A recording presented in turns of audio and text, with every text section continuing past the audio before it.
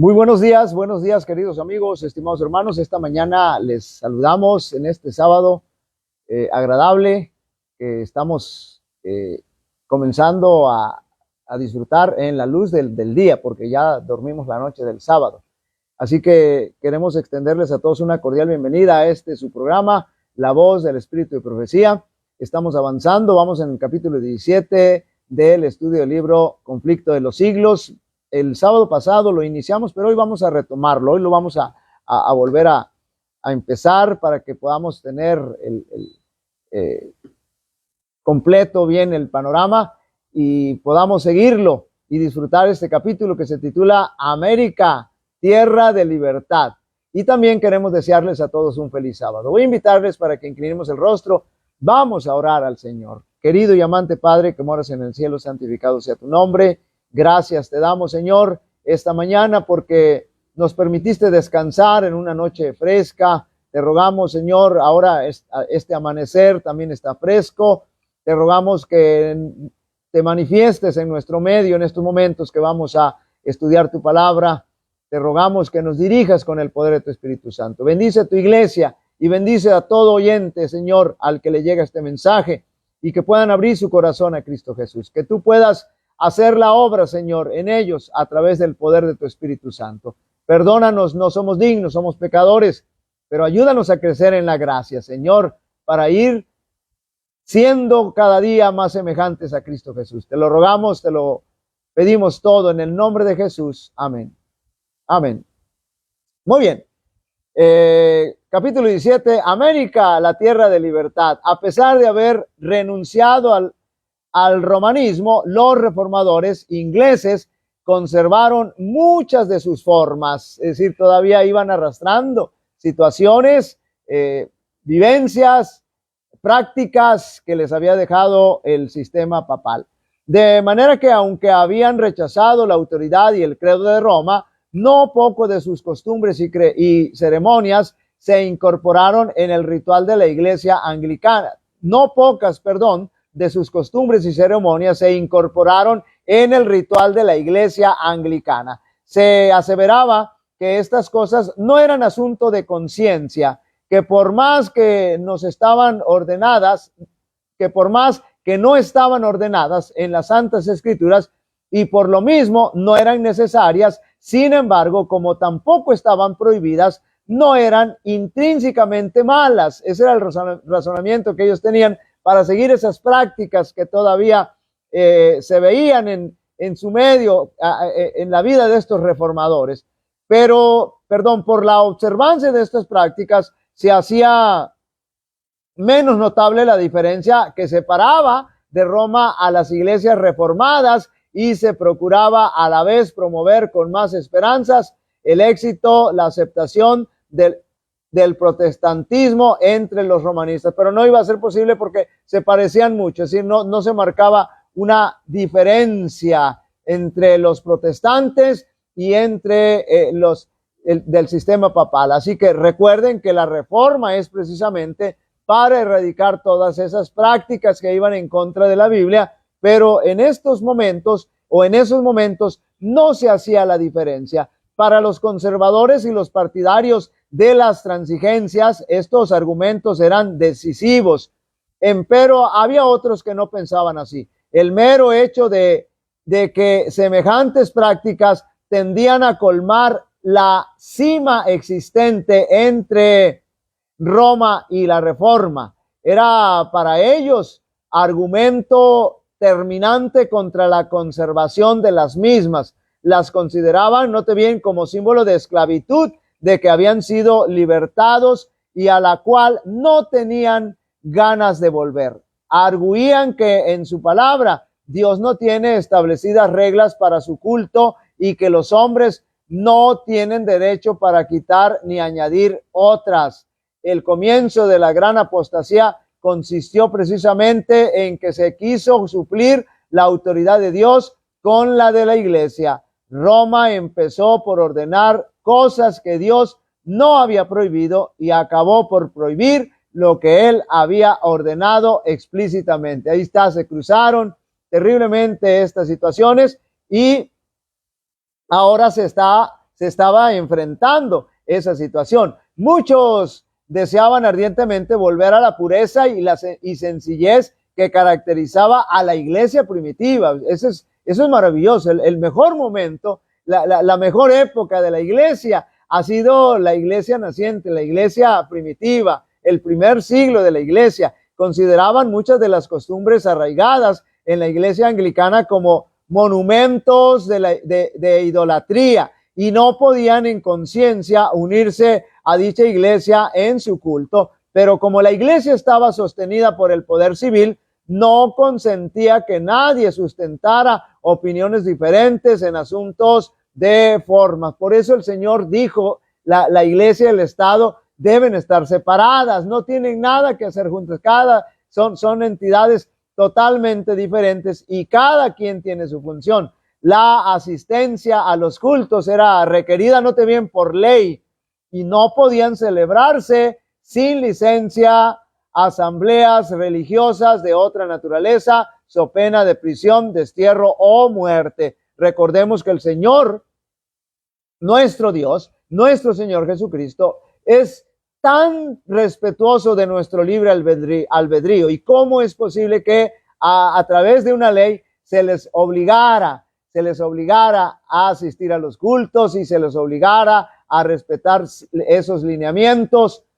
No se estaba respetando el libre albedrío. A principios del siglo XVII, el monarca que acababa de subir al trono en Inglaterra declaró que estaba resuelto a hacer que los puritanos se conformaran o de lo contrario, que fueran expulsados del país o tratados todavía peor. Así que iba con mano fuerte tratando de destruir a los protestantes. Acechados, perseguidos, apresurados, no esperaban mejores días para lo porvenir y muchos se convencieron de que para los que deseaban servir a Dios, según el dictado de su conciencia, Inglaterra había dejado de ser lugar habitable. Es decir, allí no se podía lograr ese objetivo de adorar al Señor, de seguir al Señor con toda libertad, de acuerdo a nuestras conciencias. Algunos decidieron refugiarse en Holanda. A fin de lograrlo, tuvieron que sufrir pérdidas, cárceles y mil dificultades. Algunos, sus planes eran frustrados y ellos entregados en manos de sus enemigos, pero al fin triunfó su firme perseverancia y encontraron refugio en las playas hospitalarias de la República Holandesa. En su fuga, habían tenido que abandonar sus casas, sus bienes y sus medios de subsistencia. Eran forasteros en tierra extraña, entre gente de costumbres y de lengua diferente a la de ellos. Se vieron obligados a ocuparse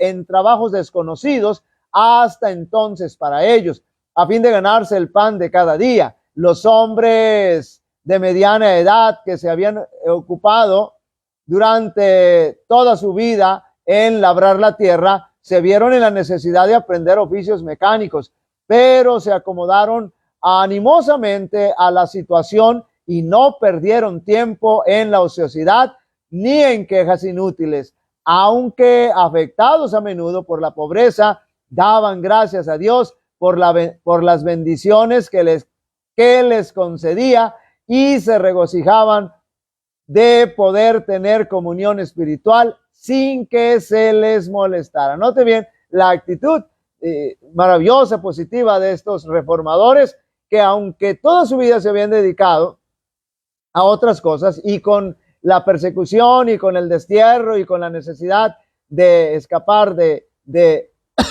Inglaterra, llegan a tierras donde son completamente extraños, donde tienen costumbres completamente diferentes y sin embargo no se quejan y en lugar de quejarse empiezan a trabajar arduamente. En su fuga, aunque vivían en el destierro y en medio de contratiempos, crecían su amor y su fe, confiaban en las promesas del Señor comprendían que eran peregrinos y no se preocupaban mucho por aquellas cosas, sino que levantaban la vista al cielo, anhelada patria, y serenaba su espíritu.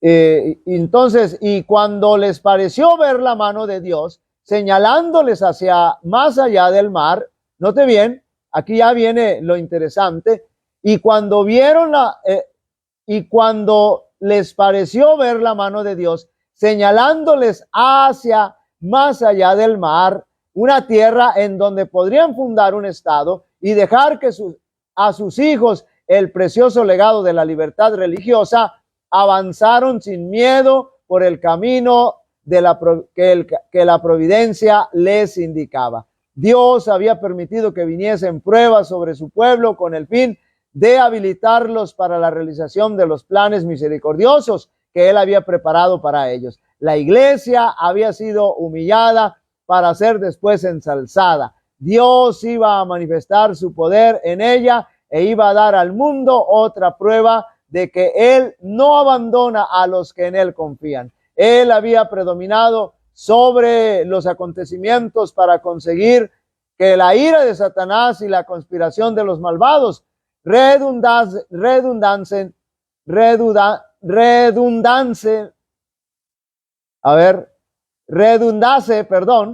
para su gloria y llegara a su pueblo a un lugar, y llevaran a su pueblo a un lugar seguro. La persecución y el destierro abrieron el camino de la libertad. Y en este contexto de toda esta situación que estaban viviendo los reformadores, entonces una luz de esperanza comenzó a brillar, no en Europa, sino en América. Entonces el Señor tenía un plan maravilloso. Para el Señor no hay ningún problema. El Señor sabe todo lo que va a suceder y va guiando y dirigiendo a su pueblo. Ahora, si nosotros nos dejamos guiar, si nosotros nos dejamos dirigir, entonces vamos a cumplir la voluntad de Dios, que siempre es lo mejor. Vamos a cumplir el plan maravilloso de Dios, que siempre es lo mejor. Y entonces estos reformadores se estaban dejando guiar por nuestro Dios. En cuanto se vieron obligados a separarse de la iglesia anglicana, los puritanos se unieron en solemne pacto como pueblo libre del Señor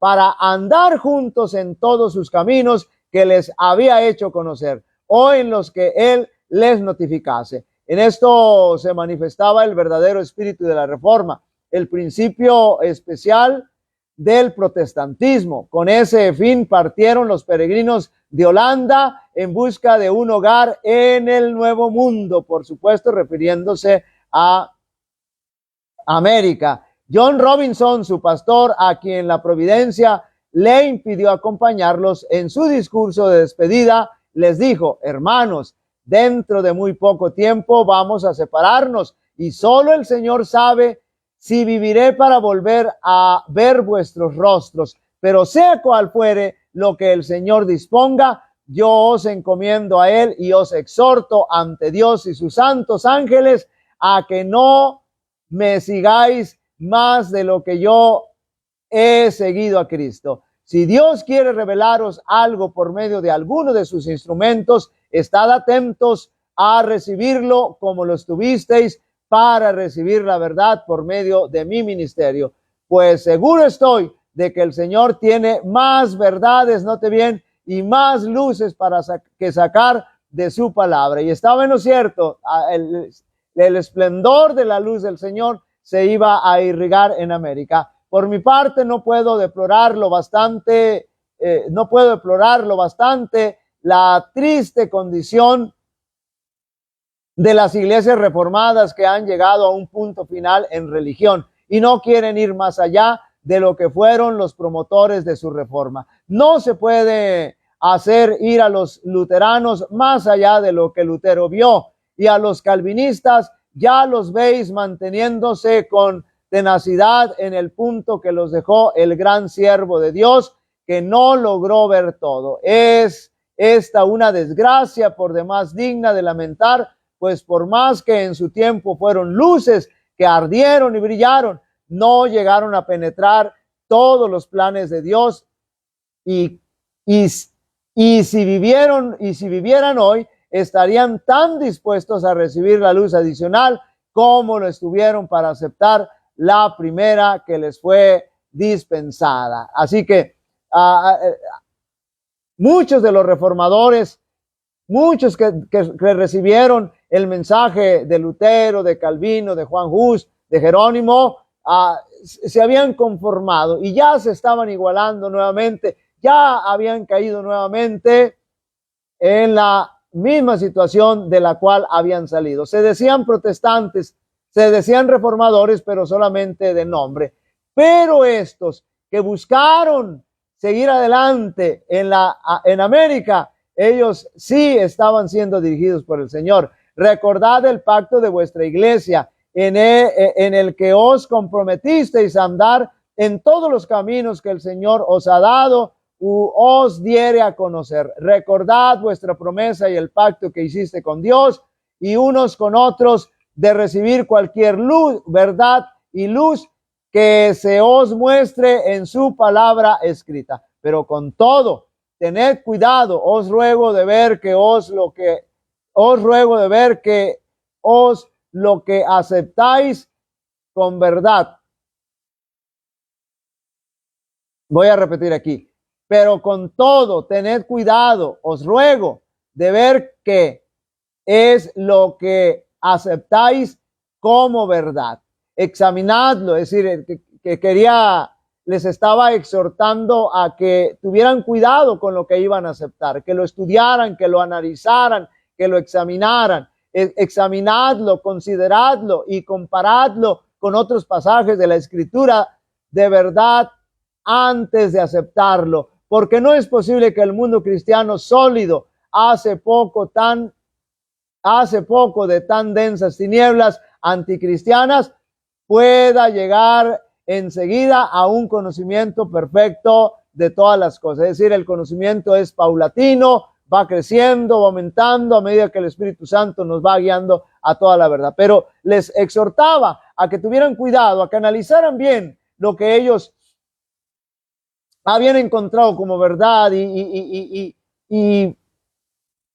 examinarlo bien en todo el contexto bíblico. El deseo de tener libertad de conciencia fue lo que dio valor a los peregrinos para exponerse a los peligros de un viaje a través del mar, para soportar las privaciones y riesgos de las soledades selváticas y con la ayuda de Dios echar los cimientos de una gran nación en las playas de América. Y sin embargo, aunque eran honrados y temerosos de Dios, los peregrinos no comprendieron el gran principio de la libertad religiosa, note bien, y aquella libertad por cuya consecuencia se impusieron tantos sacrificios, no estuvieron dispuestos a concederla a otros. Muy pocos, aún entre los más distinguidos pensadores y moralistas del siglo XVII, tuvieron un concepto justo de ese gran principio, esencia del Nuevo Testamento, que reconoce a Dios como único juez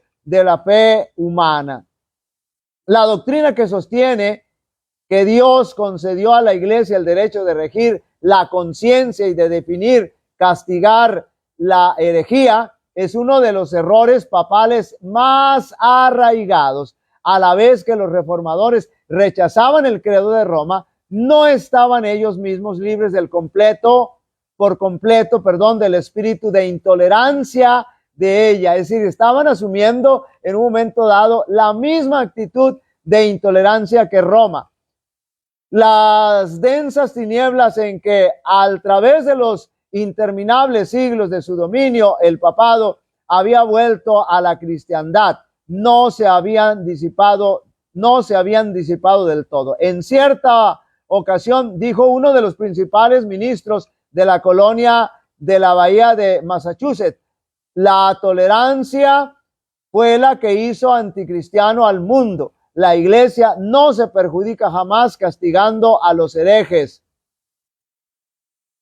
Los colonos acordaron que solamente los miembros de la iglesia tendrían voz en el gobierno civil. Organizóse una especie de iglesia de Estado. Ahí está el tremendo error, en la cual todos debían contribuir debían contribuir para el sostén del ministerio, y los magistrados tenían amplios poderes para suprimir la herejía. De esa manera el poder secular quedaba en manos de la iglesia y no se hizo esperar mucho el resultado inevitable de semejantes medidas, la persecución. Claro, repito, por eso el Señor Jesús dijo, la iglesia y el Estado tienen que estar separadas. Con esta actitud unidas, pues no puede haber libertad religiosa, no puede haber libertad de conciencia. 11 años después de haber sido fundada la primera colonia, llegó Rogers Williams al Nuevo Mundo como los primeros peregrinos, vino para disfrutar la libertad religiosa, pero de ellos se diferenciaba en que él vio lo que pocos de sus contemporáneos habían visto, a saber que esa libertad es derecho inalienable, es decir, no se puede negociar. Inalienable quiere decir que no se puede negociar, no es negociable. Derecho inalienable de todos, cualquiera que fuere su credo. Investigó diligentemente la verdad, pensando como Robinson, que no era posible que hubiese sido recibida ya toda la luz que de la palabra de Dios dimana. Williams fue la primera persona del cristianismo moderno que estableció el gobierno civil de acuerdo con la doctrina de la libertad de conciencia, note bien, y la igualdad de opinión ante la ley. Sostuvo que era deber de los magistrados restringir el crimen, mas nunca regir la conciencia. El gobierno no puede obligar a nadie a que siga tal o cual religión. Es decir, no puede atentar en contra de su conciencia. Decía el público o los magistrados pueden fallar en lo que atañe a lo que los hombres se deben unos a otros, pero cuando tratan de señalar a los hombres las obligaciones para con Dios, obran fuera de su lugar y no puede haber seguridad alguna. Pues resulta claro que si el magistrado tiene la facultad, bien puede decretar hoy una opinión y mañana otra contraria, tal como lo hicieron en Inglaterra varios reyes y reinas, y en la Iglesia romana los papas y los concilios, a tal extremo que la religión se ha convertido en una completa confusión. Tenían que dejar libertad de conciencia, libertad de religión. La asistencia a los cultos de la iglesia establecida era obligatoria so pena de multa o de encarcelamiento. Absurdo, patético. Williams reprobó tal ley. La peor cláusula del código inglés era aquella en la que se obligaba a todos a asistir a la iglesia parroquial. Consideraba él que obligar a los hombres de diferente credo a unirse entre sí era una flagrante violación de los derechos naturales del hombre, es decir, sus libertades individuales. Forzar y concurrir a los cultos públicos a los irreligiosos e indiferentes era tan solo exigirles que fueran hipócritas. Ninguno decía, él debe ser obligado a practicar ni a sostener un culto contra su consentimiento, como replicaban sus antagonistas, espantados de los principios expresados por Williams. ¿No es el obrero digno de su salario? Sí, respondía él, cuando ese salario se lo dan los que quieren ocuparle, no a la fuerza, no violando sus derechos, su libertad, sus garantías individuales. Rogers Williams era respetado y querido como ministro fiel, como hombre de raras dotes, de intachable integridad y sincera benevolencia. Sin embargo, su actitud resuelta al negar que los magistrados civiles tuviesen autoridad sobre la iglesia y al exigir libertad religiosa no podía ser tolerada. Se creía que la aplicación de semejantes de semejante nueva doctrina alteraría el fundamento del Estado y del gobierno del país. Así que muy buena gente, pero finalmente cuando él menciona esto, lo rechazan. ¿Por qué? Porque atentaba en contra de sus propios intereses. No estaban apegados a lo que la palabra del Señor decía, sino que estaban abusando de la situación. La sentencia a ser desterrados de las colonias y finalmente para evitar que les arrestasen, se vio en la necesidad de huir en medio de los rigores de un crudo invierno y se refugió en las selvas vírgenes. Note bien, Rogers Williams huyendo porque él estaba tratando de poner orden, estaba mencionando la verdad, la realidad de las cosas, cómo las cosas se tenían que hacer. Por supuesto, apegado a la palabra de nuestro Dios. Durante 14 semanas, cuanto él anduvo vagando en medio de la inclemencia del invierno, careciendo en absoluto de pan y de cama, pero los cuervos me alimentaron en el desierto y el hueco de un árbol le servía frecuentemente de albergue. Así prosiguió su penosa huida por entre la nieve y los bosques casi inaccesibles hasta que encontró refugio en una tribu de indios cuya confianza y afecto se había ganado esforzándose por darles a conocer las verdades del evangelio. Se encontró con los nativos ahí, los originarios de ahí, los verdaderos dueños de América. Así que, y ellos le apoyaron, ellos le aceptaron, le recibieron. Después de varios meses de vida errante, llegó al fin a orillas de la bahía de Narragansett, donde echó los cimientos del primer estado de los tiempos modernos, que reconoció en el pleno sentido de la palabra los derechos de la libertad religiosa. El principio fundamental de la colonia de Rogers Williams era que cada hombre debía tener libertad para adorar a Dios según el dictado de su propia conciencia. Ese era el cimiento que estaba buscando. Eso era, por supuesto, la voluntad de Dios, porque recuerden, repito más, el Señor siempre va a respetar nuestro libre albedrío. Durante toda la historia siempre lo ha respetado y lo seguirá respetando. Su pequeño estado, Rhode Island, vino a ser un lugar de refugio para los oprimidos y siguió creciendo y prosperando hasta que su principio fundamental, la libertad civil y religiosa, llegó a ser la piedra angular de la República Americana de los Estados Unidos.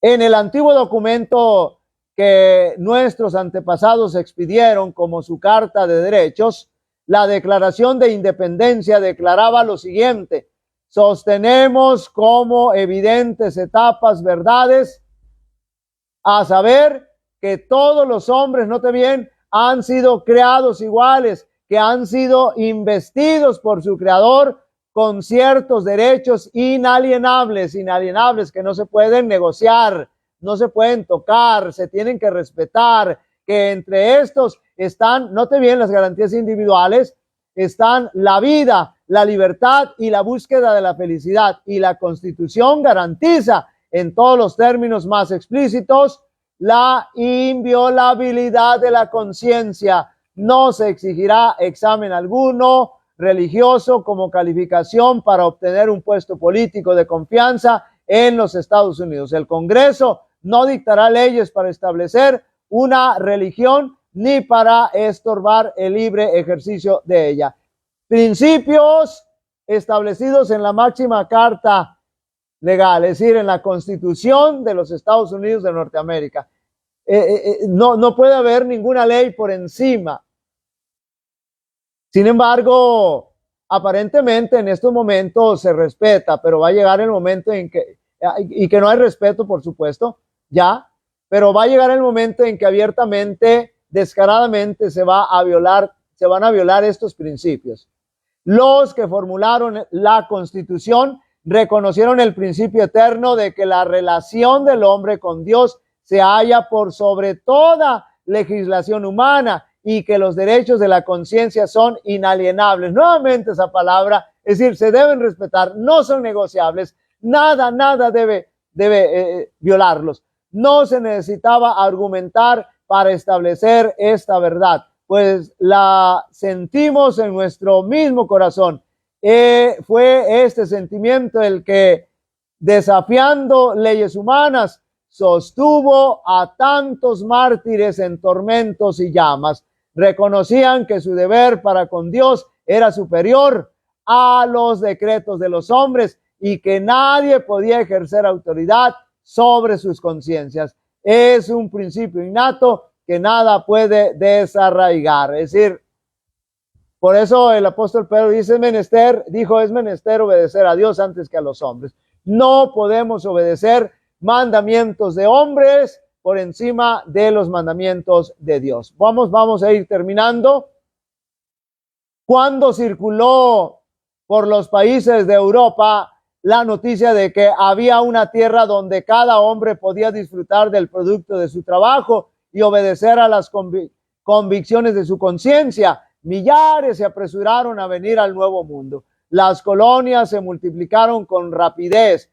Por una ley especial, Massachusetts ofreció bienvenida y ayuda a costa del pueblo a todos los cristianos de cualquier nacionalidad que pudieran huir a través del Atlántico para escapar de las guerras, del hambre y de la opresión y de sus perseguidores. De esa manera, los fugitivos y oprimidos eran por ley considerados como huéspedes de la comunidad. A los 20 años de haberse efectuado el primer desembarco en Plymouth, había ya establecidos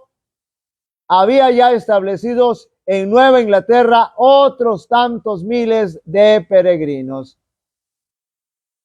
Con el fin de asegurar lo que buscaban, se contentaban con ganar apenas su subsistencia y se acomodaban a una vida de frugalidad y de trabajo. No pedían de aquel sueldo sino la justa retribución de su propio trabajo. Ninguna visión de oro venía a engañarles en su camino. Se conformaban con el progreso lento pero firme de su estado social. Soportaban pacientemente las privaciones de la vida rústica y regaron con lágrimas y con el sudor de su frente el árbol de libertad hasta verlo echar profundas raíces en la tierra. Muy bien, vamos a dejarle hasta ahí y vamos a continuar el próximo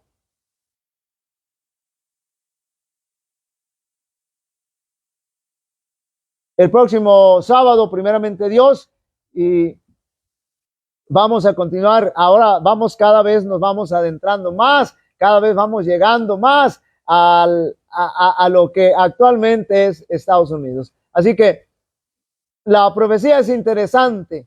El desarrollo que el Señor permite para que se llegue la verdad del protestantismo, de la reforma a América, es interesante. No se lo pierda y ayúdenos a compartir este mensaje, ayúdenos a compartir este video. Vamos a invitarles para que inclinemos el rostro y vamos a orar al Señor. Cariñoso y eterno Padre que moras en el cielo, santificado sea tu nombre. Te damos gracias esta mañana, Señor. Nuevamente estamos agradecidos contigo porque te manifiestas poderosamente. Gracias, Señor, por el mensaje, por la luz que nos da, Señor, porque en tu palabra tú eres bien claro, Señor, que nos has dejado la libertad para decidir por nosotros mismos. Te rogamos, Señor, que este mensaje pueda llegar a todos aquellos que lo necesitamos, que lo necesitan, Señor. Bendice y fortalece a tu iglesia y ayúdanos, Señor, a alumbrar el mundo con tu verdad. Te rogamos que nos acompañes durante este sábado, dirijas nuestra vida y te manifiestes poderosamente. Te lo pedimos y te lo agradecemos en el nombre de Jesús, con el perdón de todos nuestros pecados. Amén. Amén. Muy bien, que Dios les bendiga, Dios les acompañe y que puedan ser felices en este sábado, alabando y glorificando el nombre de nuestro Dios.